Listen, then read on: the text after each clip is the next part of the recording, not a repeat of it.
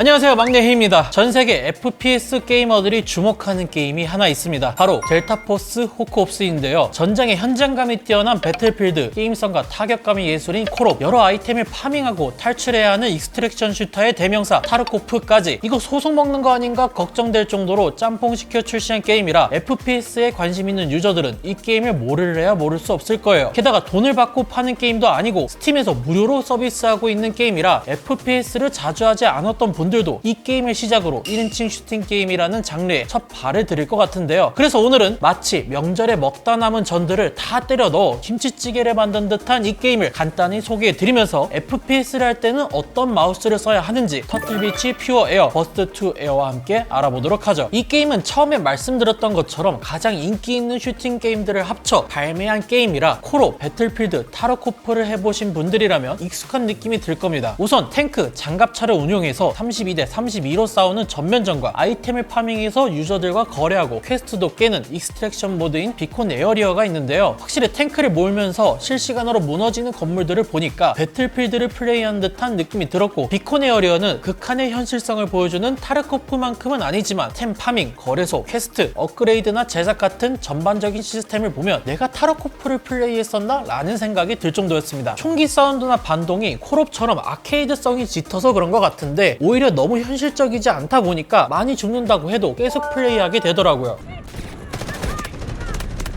그리고 부착물도 개수 제한 없이 붙일 수 있는 곳에는 전부 달고 쓸 수 있어서 이렇게도 사용이 가능하죠. 게임에 대해서는 이 정도까지만 하고 본격적으로 FPS를 하기 위해서 어떤 마우스를 골라야 하는지 설명드릴 건데요. 제일 첫 번째로 말씀드리고 싶은 건 외형입니다. 1인칭 슈팅 게임은 마우스로 상대를 맞추는 게 중요하기 때문에 편하게 질 수 있는 게 1번이 되어야 하죠. 이게 불편하면 휙휙 휘두르다가 놓치는 경우도 허다하고요. 움직이는 게 불편해서 사람 하나 맞추는 것도 힘들어요. 그래서 크기는 얼마나 되는지, 쉘이 대칭인지 비대칭인지, 그리고 버튼은 몇 개나 되는지 꼭 확인해 봐야 합니다. 크기를 쉽게 판별하는 방법은 세로 길이가 120mm 후반대면 좀 크다 이렇게 생각하면 좋고, 120mm 초반이다 하면 일반적인 마우스라고 보면 돼요. 쉘의 경우에는 본인의 그립 방법을 체크하고, 클로 그립은 어떤 걸 써도 무난하지만 한 그립을 선호한다면 비대칭, 핑거팁을 선호한다면 대칭을 쓰면 돼요. 터틀비치 퓨어 에어와 버스트 투 에어는 120mm 초반대라서 어느 누구나 잘 맞는 크기이고요. 퓨어 에어는 비대칭, 버스트 투 에어는 대칭형 구조라 그립에 따라 원하시는 쉘을 고를 수 있죠. 게다가 두 제품 다 60g을 넘지 않아서 가볍게 움직일 수도 있었습니다. 두 번째는 연결 방식입니다. FPS는 정확하게 적을 노려야 하기에 타 게임보다 감도를 낮게 쓰는 경우가 많은데, 그렇게 되면 뒤쪽에 적이 나타났을 때 마우스를 적어도 2번은 돌려야 돼요. 근데 유선 마우스를 쓰잖아요. 불편한 건 당연하고 이 앞쪽이 아주 난리가 납니다. 아니 근데 유선 마우스를 쓴다고 해도 마우스 번지대를 쓰거나 파라코드 케이블을 쓰면 되지 않느냐 라고 하실 수 있지만, 둘 다 근본적인 해결책은 아니라 움직임에 제한이 있을 수밖에 없어요. 그래서 FPS를 한다고 하면 무조건 무선으로 써야 방해받는 것 없이 원활하게 쓸 수 있죠. 그래서 오늘 가져온 이 두 제품은 유선은 물론 2.4GHz 무선에 블루투스까지 쓸 수 있어서 게임뿐만 아니라 노트북 같은데 물려쓰기에 좋고, 2.4GHz 블루투스 둘 다 배터리 타임이 길어 하루 이틀 정도 충전을 까먹었어도 큰 문제 없이 쓸 수 있습니다. 무선 지원 시간도 짧은 편이라 아마 페이커 눈 가리고 무선, 유선 맞추시라고 하면 99%는 못 맞출 거예요. 근데 왜 1%를 남기냐고요?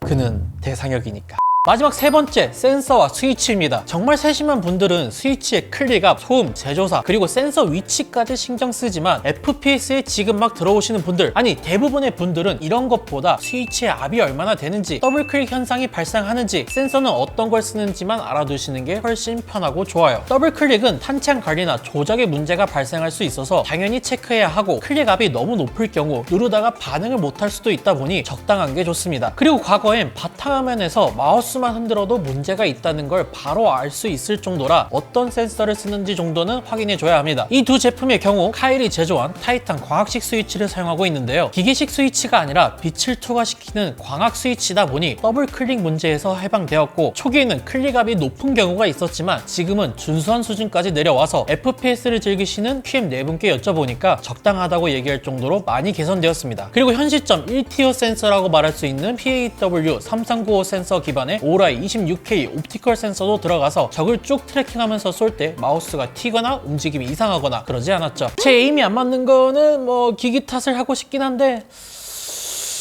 그냥 에임 연습이나 해야겠다. 당연히 수험 툴을 통한 설정 변경 가능하고요. 버스트2 에어의 경우 하단에 동글을 보관할 수 있어서 이거 찾으려고 가방 뒤집어 엎지 않아도 됩니다. 몇몇 분들은 마우스 폴링 레이트가 1000Hz밖에 안 되니까 성능이 좀 떨어지는 거 아닌가? 라고 생각하실 수도 있는데 높은 폴링 레이트를 사용했을 때 일부 게임은 로우 인풋을 제대로 지원하지 않다 보니 게임이 끊기는 경우가 있어 1000Hz가 큰 단점이라고 얘기하기에는 좀 힘든 부분이 있어요. 가격은 퓨어 에어가 119,000원, 버스트2 에어는 149,000원으로 이 정도 무게를 가진 제품 중에서는 괜찮은 가격대라 이번에 마우스를 교체하신다면 전혀 실패하지 않는 선택이 될 겁니다. 오늘은 이 두 마우스와 함께 FPS를 한다면 어떤 부분을 자세히 살펴봐야 하는지 알아보는 시간을 가져봤는데요. 1인칭 슈팅 게임은 사람의 인지 능력을 모두 끌어다 쓰는 장르이다 보니 어떤 장비 하나라도 이질감이 든다는 생각이 드는 순간 인지 부조화가 생겨 맞을 것도 안 맞는 경우가 무조건 생기죠. 그런 부분에서 이 두 제품은 스위치와 센서를 좋은 걸 썼을 뿐만 아니라 무선에다가 무게도 가볍고 첼도 그립법에 따라 자신에게 맞는 걸 선택할 수 있어서 FPS를 하시는 분들에게는 안성맞춤인 마우스라고 생각합니다. 오늘은 여기서 마치도록 하고 다음에 더 유용한 정보를 들고 돌아오도록 하겠습니다.